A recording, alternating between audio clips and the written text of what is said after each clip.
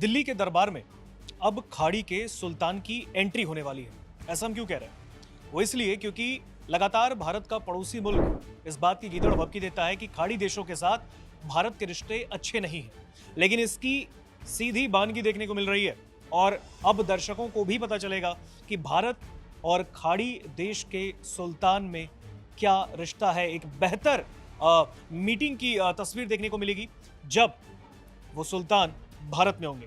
इस पर बातचीत के लिए हमारे साथ चेतन जुड़े हैं। चेतन, यूएई और भारत की जुगलबंदी अब देखने को मिलने वाली है क्योंकि वहां के सुल्तान फिर से भारत आ रहे हैं। नहीं, बिल्कुल। और ये अपने आप में ऋतिक, जिस तरीके से आपने शुरुआत की कि हमारा जो पड़ोसी देश है पाकिस्तान, वो इस बात का दम भरता है क्योंकि वो एक इस्लामिक मुल्क है और वो इस बात का इसलिए दम भरता है कि भाई इस्लामिक मुल्क होने के नाते हमारे अरब देशों के साथ और मुस्लिम देशों का तो रिश्ते बहुत बेहतर हैं, बहुत अच्छे हैं। और यहाँ तक कि वो एकमात्र इस्लामिक देश है जिसके पास परमाणु है, तो वो और ज्यादा ये कहता है कि मैं तो लीडर बनना चाहता हूँ। लेकिन एक बात ये भी सच है कि भारत के रिश्ते खाड़ी देशों के साथ बहुत अच्छे हैं। 5 खाड़ी देश जिसमें जो सबसे ज्यादा रिश्ते अच्छे हैं वो यूएई के साथ हैं। यूएई के जो राष्ट्रपति हैं शेख मोहम्मद बिन जायद अल नहयान, वो भारत की यात्रा पर फिर से होंगे। और फिर से होने का कहने का मतलब ये है कि वो पिछले कुछ सालों में कई बार भारत आ चुके हैं। 5 से 6 उनकी यात्रा जो है वो हो चुकी है। और उसके बाद भारत के साथ अपने संबंध, जो व्यापारिक संबंध बहुत अच्छे हैं, आर्थिक संबंध बहुत अच्छे हैं, उनको और ज्यादा मजबूत करने की बात यहाँ पर जो है वो सामने आई है। गाजा में जो कुछ चल रहा है उसको लेकर एक अलग सिनेरियो पूरी दुनिया में बना हुआ है। यमन को लेकर भी सऊदी अरब और यूएई में भिड़ंत है। उस बीच यूएई का जो राष्ट्रपति हैं वो भारत जब आ रहे हैं तो अपने आप में वो भी एक यहाँ पर बड़ी बात हो जाती है। पिछले 1 दशक में, पिछले 10 सालों में 5वीं यात्रा उनकी होगी। और क्योंकि 5 बार यात्रा किसी खाड़ी देश के जो राष्ट्रीय अध्यक्ष उनकी होने वाली है, तो आप समझिए भारत और यूएई के संबंध किस स्तर तक पहुंच चुके हैं और अब आगे उनको किस तेजी से ले जाने की जो कोशिश हो रही है।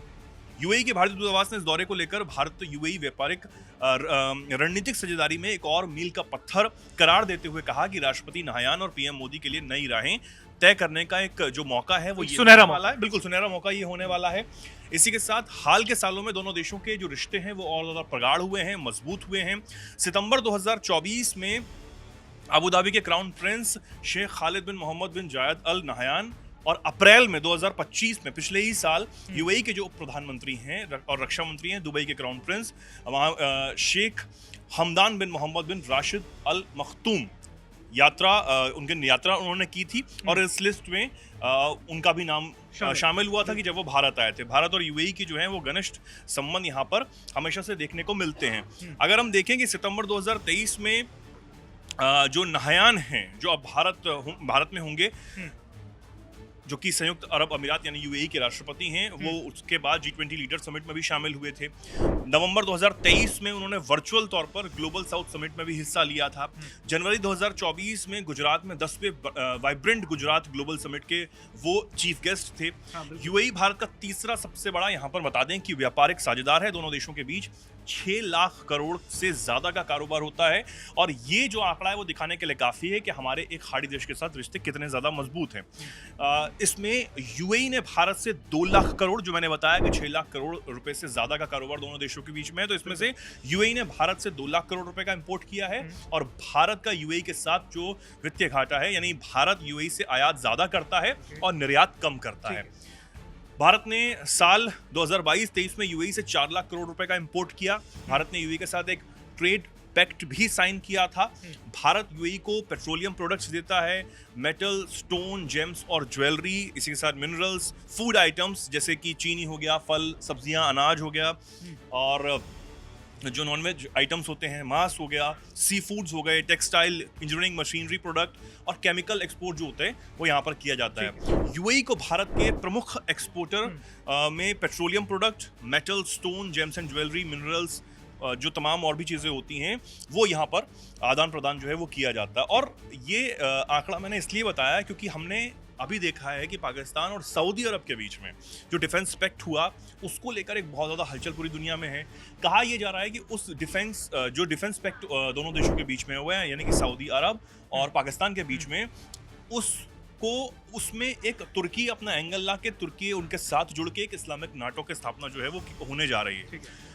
इन सब चर्चाओं के बीच, इन सब बयानबाजियों के बीच, इन सब जो कयास लगाए जा रहे हैं उनके बीच यूएई एक ऐसा देश जो सऊदी अरब को कहीं ना कहीं भूल गया था और सऊदी अरब बहुत ज़्यादा गुस्से में आ गया था। सऊदी अरब ने यूएई का कई बार साथ दिया है, लेकिन यमन वाले मामले में दोनों जो हैं वो एक दूसरे के सामने आमने सामने खड़े हुए हैं।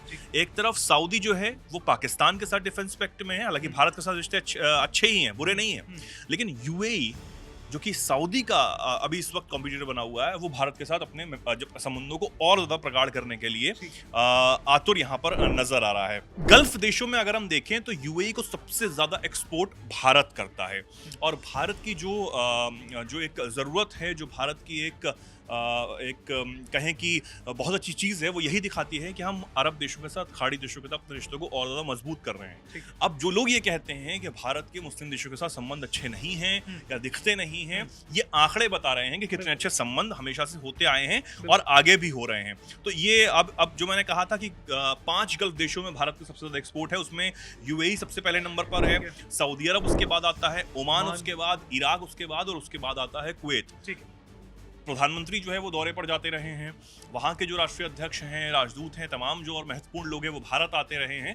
तो ये हमारे रिश्तों को बताता है कि हमारे रिश्ते अरब देशों के साथ, खाड़ी देशों के साथ कितने मजबूत हैं और आने वाले दिनों में हम कितने मजबूत करना चाहते हैं। तो पिछले 10 सालों में 5 दौरे हो चुके हैं, 5वां दौरा यहाँ पर माफ़ कीजिए होने वाला है, और ये दिखाता है कि चाहे वो पाकिस्तान हो जो ये कहता है कि हम इस्लामिक मुल्कों के साथ खड़े हैं, हम जो है वो सबसे बड़े लीडर बनना चाहते हैं इस्लामिक मुल्कों का, कोई फ़ायदा उनका नहीं होने वाला। हाँ, ये बात ठीक है कि सऊदी अरब ये समझता है कि पाकिस्तान एकमात्र इस्लामिक देश है जिसके पास परमाणु है, और सऊदी अरब उसको पैसा देता है और उसके बदले सुरक्षा की जो जरूरत सऊदी अरब को है वो पाकिस्तान उसको देता है। किराए भाड़े पे पाकिस्तानी सैनिक वहां पर जाते रहे हैं, हम ये देखते हैं। लेकिन अगर हम देखें कि हमारी एक तरफ जो डिफेंस टेक्नोलॉजीज हैं, चाहे वो एआई के माध्यम से हो या फिर तमाम और भी चीज़ों से, वो हम खुद बना भी रहे हैं, उस पर हम काम भी कर रहे हैं, खुद को मजबूत भी कर रहे हैं, रक्षा बजट हम बढ़ा रहे हैं। इस बार क्या होगा ये भी देखने वाली बात होगी रक्षा बजट में। लेकिन ये दिखाता है कि भले ही हमारे जो भी दुश्मन देश हैं, चाहे पाकिस्तान हो या फिर और भी हो, उनके साथ अगर किसी मुस्लिम देशों के साथ संबंध बन रहे हैं तो हमारे भी अच्छे ही हैं और हम और अच्छे की तरफ काम कर रहे हैं। बिल्कुल, देखिए जिस तरीके से भारत और यूएई के बीच के ये रिश्ते देखने को मिल रहे हैं, ये बता रहा है कि खाड़ी देशों के साथ भारत के रिश्ते कितने मजबूत हैं और आने वाले वक्त में ये मजबूती और ज्यादा स्ट्रांग होने वाली है। बहरहाल इस पूरी खबर पर आपका क्या कहना है, कमेंट सेक्शन में हमें बताइए।